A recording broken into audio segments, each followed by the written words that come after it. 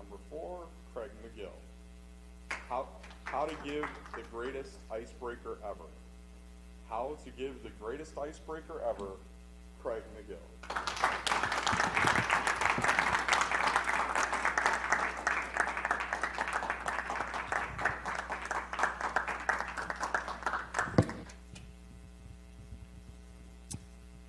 Thank you, Grand Poobah, fellow Toastmasters, and honored guests. So everybody, most of you guys, I'm assuming, have given their icebreaker.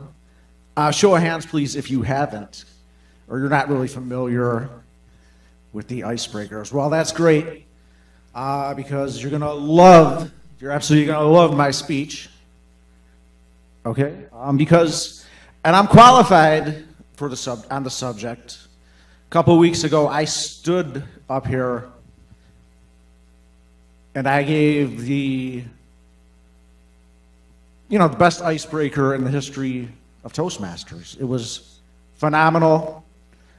I remember it was the highlight of my life. I was carried out of here on my shoulders like Rudy in the Notre Dame movie. I think that's who we played for.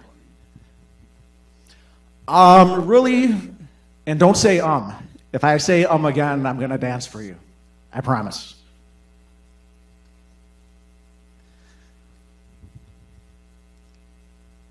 My memory is bad. I'm too young to have this bad of a memory.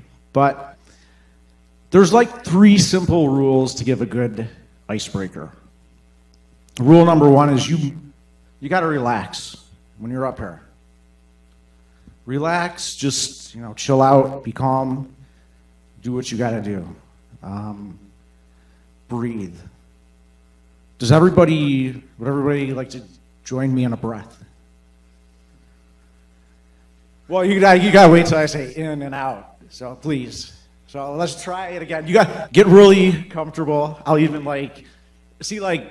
this is your comfort space. So on a count of 3, we'll be 1, 2, 3, in,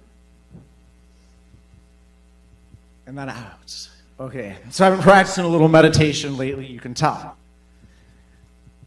Rule number 2, start with a good first sentence. It grabs your people's attention. My first sentence for my icebreaker was, first sentence or 2.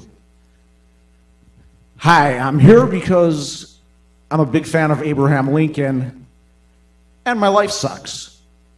So that's kind of like, I can kind of just see everybody in the crowd was kind of like, huh? What? This should be, I don't know, maybe it was like an, uh-oh, what are we in for? I don't know. But that's rule number 2. Rule number 3, I just came up with these yesterday or something, so work with me, people. I've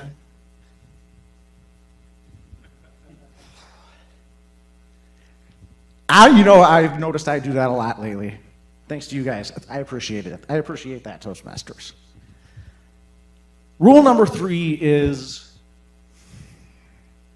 choose your level of honesty in the speech. I think that's the backpack kid. I'm getting good, I'm practicing. So my speech, I started out really honestly. I said, well, things aren't going so great. I live at home with my parents, and that's not cool for somebody my age. And I said, my job stinks.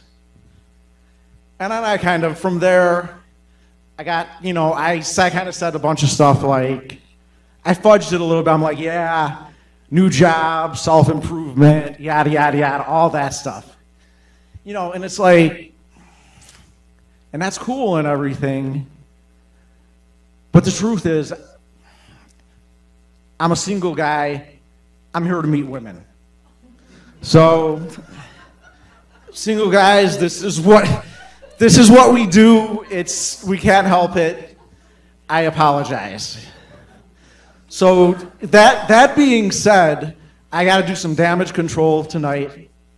living with your parents, like George Costanza said, gee, maybe that can be a cool thing now. But Jerry didn't really buy. But yes, I live at home with my parents. But hey, did anybody see The Hangover? Has anybody, show of hands who saw it? Was just The Hangover? Not everybody, but there's a character, Alan. He's kind of like, I guess they call it a Peter Pan thing. He don't want to grow up or something. But he says so I'm no Alan, ladies, so don't worry about that. I can say that for myself. He kind of like had his grown-up friends over in his room, and he says to his mother, I will be having dessert in my room tonight. So, it's not really like that. I eat dessert with my parents. I agreed to eat at the dinner table with them. Fine. And the next thing is, I think I admitted I see a psychologist. I talked to a psychologist. But don't worry, I'm not crazy. Just ask the people buried in my basement.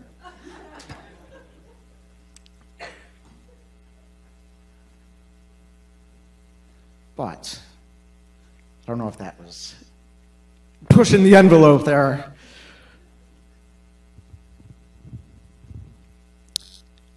So in the summary, you have to relax. Try to relax. It helps.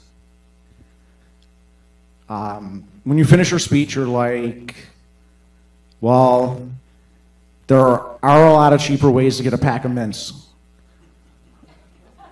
And finally, just kind of when you come up here, realize that everybody out there in the audience is an individual, just like you. We all have things we're embarrassed about. We all have skeletons in our closet. And just hopefully nobody besides me has people buried in their basement. Have a good night.